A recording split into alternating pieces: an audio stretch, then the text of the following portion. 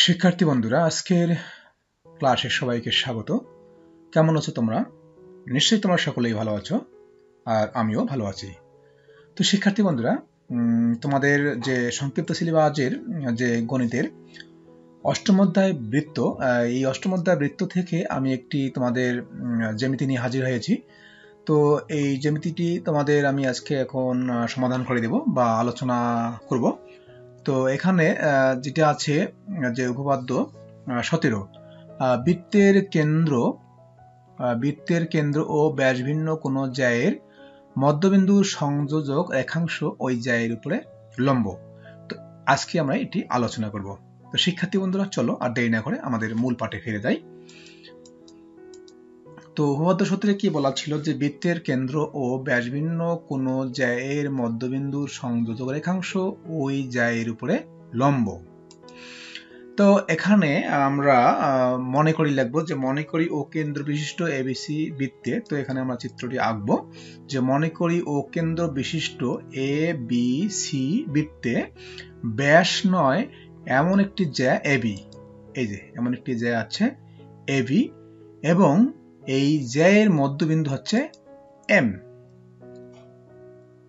আমি আবার বলছি যে মনে করি ও কেন্দ্র বিশিষ্ট এ বি সি একটি বৃত্ত, এই বৃত্তে ব্যাস নয় এমন একটি জ্যা হচ্ছে এবি, এবং এই এবি জ্যায়ের মধ্যবিন্দু হচ্ছে এম।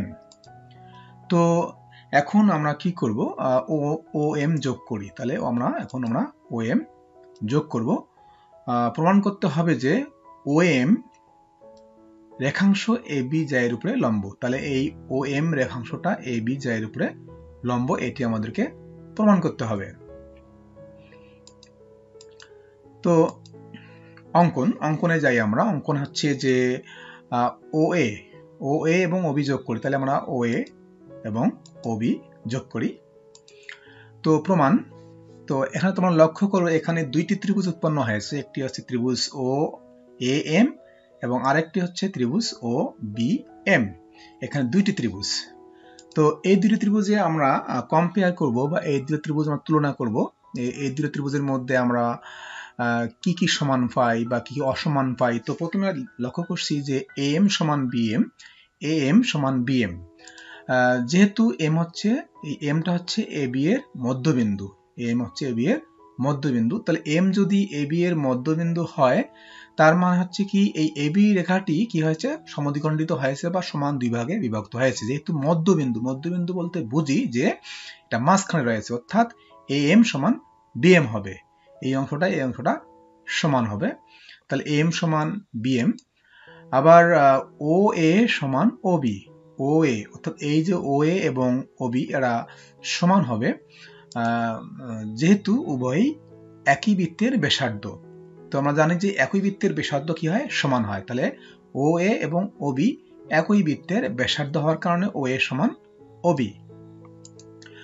এবং ও এম সমান ও এম, অর্থাৎ ও এম সমান ও এম বলতে বোঝাচ্ছে যে এই ও এম যে বাহুটি রয়েছে সেটি এই ত্রিভুজ ও এ এম এর একটি বাহু এবং ত্রিভুজ ও বি এম এরও একটি বাহু, অর্থাৎ ও এম বাহুটা কিন্তু উভয় ত্রিভুজের মধ্যেই আছে, অর্থাৎ এই জন্য এটাকে বলা হচ্ছে সাধারণ বাহু। এই জন্য বলা হচ্ছে ও এম সমান ও এম। তাহলে আমরা সাধারণ বাহু, তাহলে আমরা এখন লিখতে পারি যে ত্রিভুজ ও এ এম সর্বসম ত্রিভুজ ও বি এম, এই ত্রিভুজ দুটি সর্বসম হবে। কেননা তোমরা জানো যে বাহু উপপাদ্য অনুযায়ী কি হয়, যদি দুইটি ত্রিভুজের মধ্যে একটি তিন বাহু অপর ত্রিভুজটি তিন বাহুর সমান হয় তবে ত্রিভুজ দুটি সর্বসম।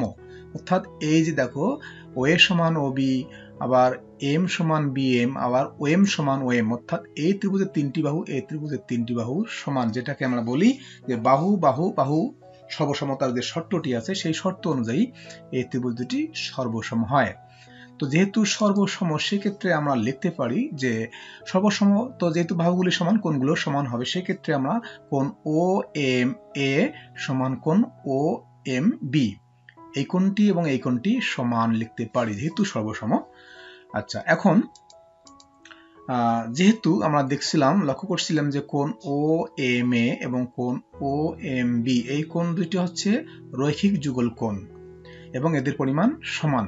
তো রৈখিক যুগল কোণ বলতে কি বুঝি? তোমরা জানো যে রৈখিক যুগল কোণ হচ্ছে যে একই রেখার উপরে যদি দুটি সন্নিহিত কোণ উৎপন্ন হয়, একই রেখার উপরে যে দুটি সন্নিহিত কোণ উৎপন্ন হয় তাদের শীর্ষবিন্দু একটা, তাহলে ওই ধরনের কোণকে পরস্পরের রৈখিক যুগল কোণ বলা হয়।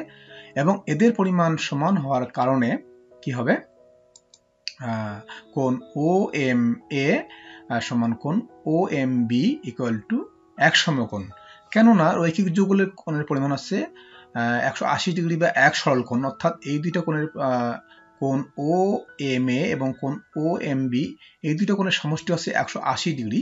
তো সেক্ষেত্রে যেহেতু কোণ দুইটি সমান, তাহলে অবশ্যই একটি 90 আর একটি 90, অর্থাৎ একটি 90 হলে আরেকটি 90 হবে, অর্থাৎ দুইটা কোণ মিলে হচ্ছে 180 ডিগ্রি এবং কোণ দুইটি সমান হওয়ার কারণে 90 এবং 90 হবে, অর্থাৎ এটিও 90 ডিগ্রি হবে এবং এটিও 90 ডিগ্রি হবে।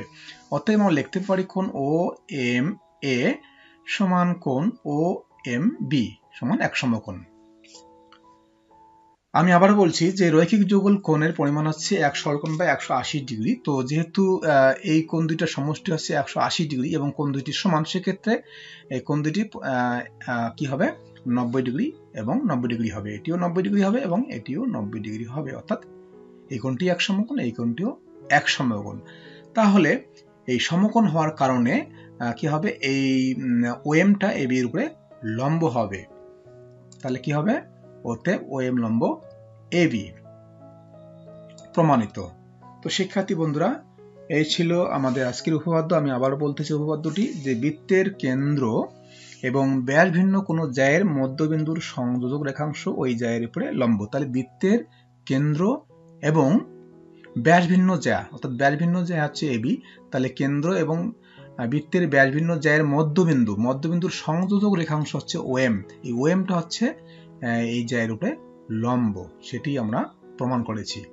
তো শিক্ষার্থী বন্ধুরা, এই হচ্ছে আজকে তোমাদের এই জ্যামিতিকে আমি আলোচনা করলাম। আশা করি তোমরা শুরু থেকে শেষ পর্যন্ত মনোযোগ সহকারে দেখেছ এবং বুঝতে পেরেছ।